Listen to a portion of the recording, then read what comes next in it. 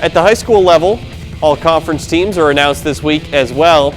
Here's the first team All-CNC offense. Carter Henry from Columbus and Alonzo Burke from Frontenac. Both of them are unanimous selections on the offensive line, as is Baxter Springs wide receiver Jacob Grant and Frontenac running back Gavin Mattoon.